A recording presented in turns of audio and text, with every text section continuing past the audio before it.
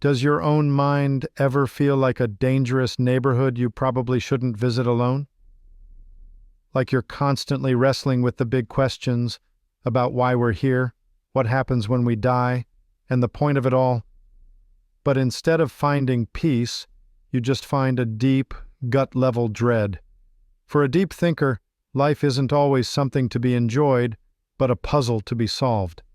A cosmic riddle where the pieces never seem to fit, leaving you with this nagging sense of meaninglessness, like a quiet hum of anxiety under everything you do. If that sounds like you, this isn't going to be another video telling you to just be positive or follow your passion. This is for you. We're going to walk right into that dangerous neighborhood in your mind, but we're going to do it together. We'll explore why being a contemplative person makes you so prone to this feeling, what that dread might actually be trying to tell you, and most importantly, we'll talk about real, tangible ways to navigate the storm. Not to get rid of it, but to turn it from a source of pain into a catalyst for a richer, more authentic life. First, let's get clear on what we're talking about. This feeling isn't your typical stress about work or money.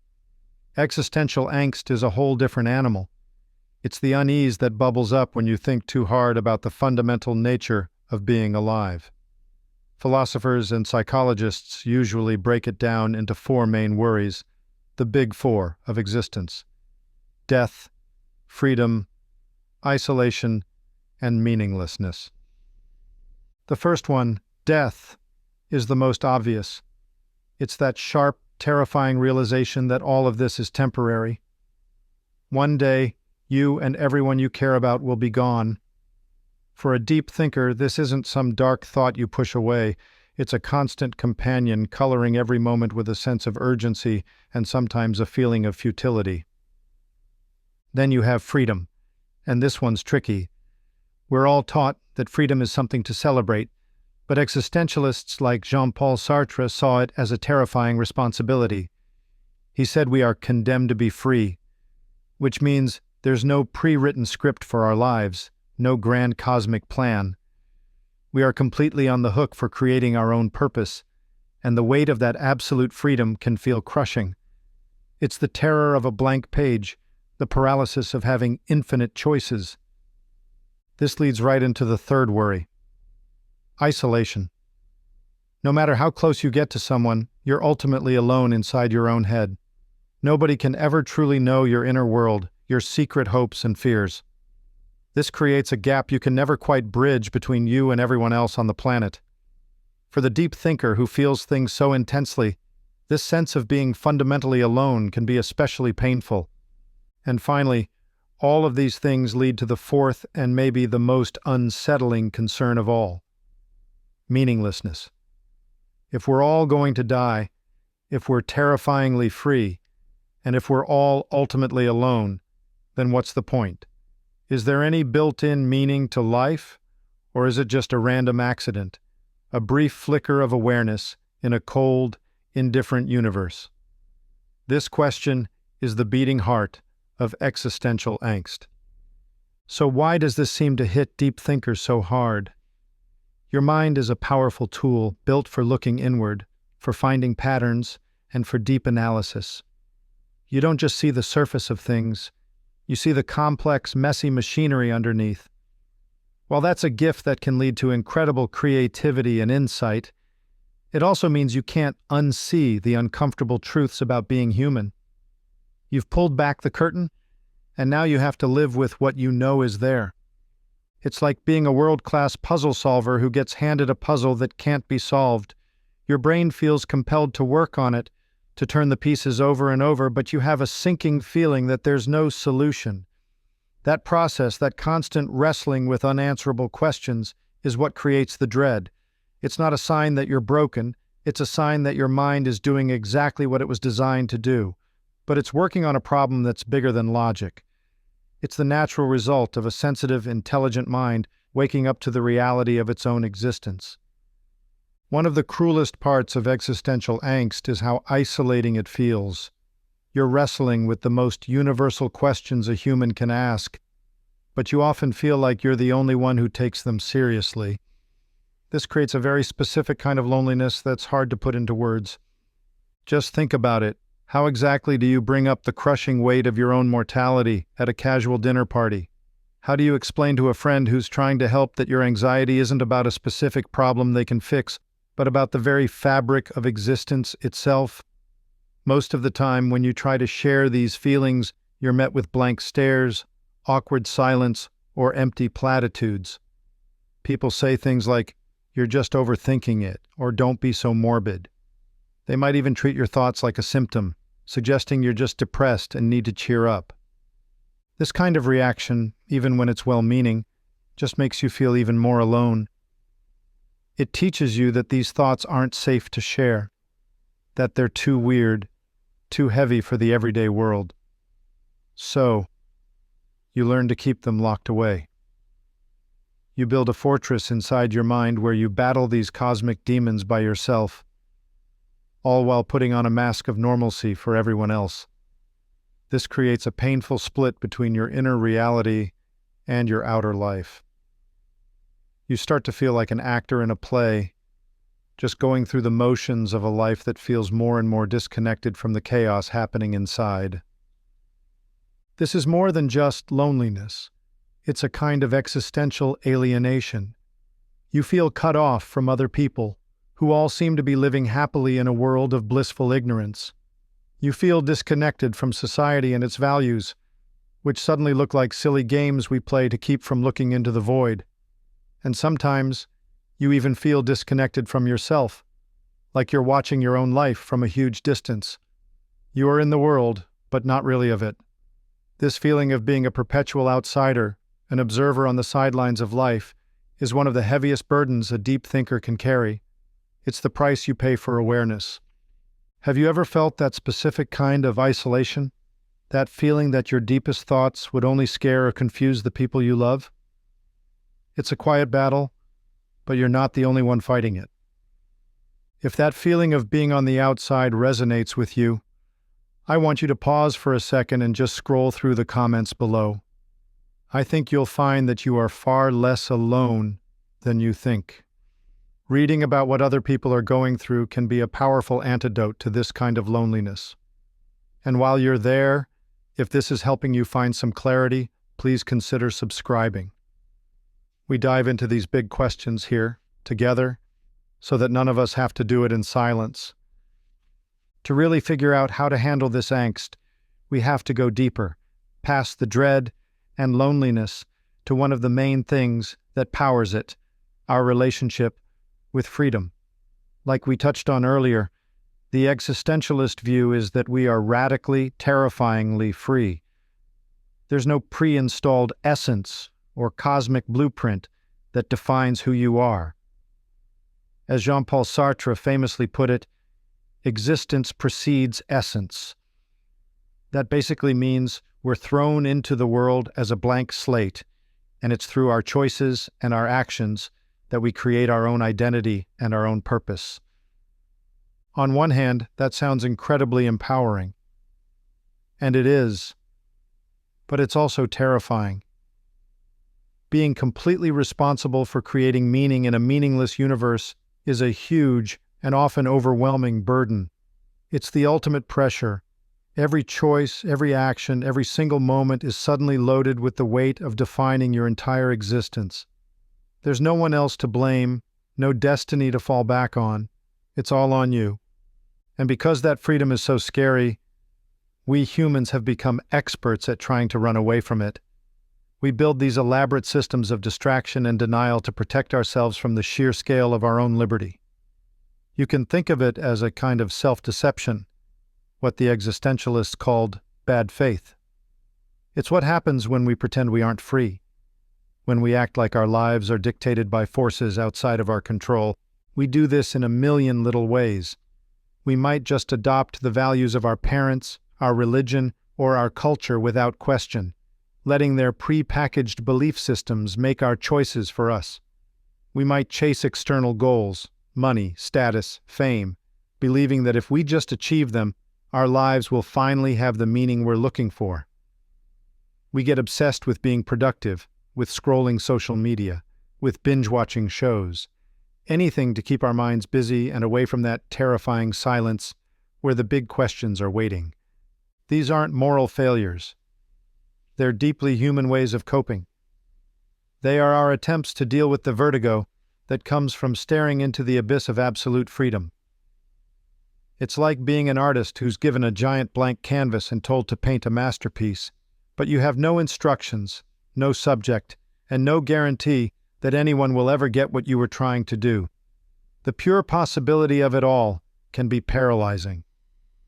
So it feels easier to just paint by numbers.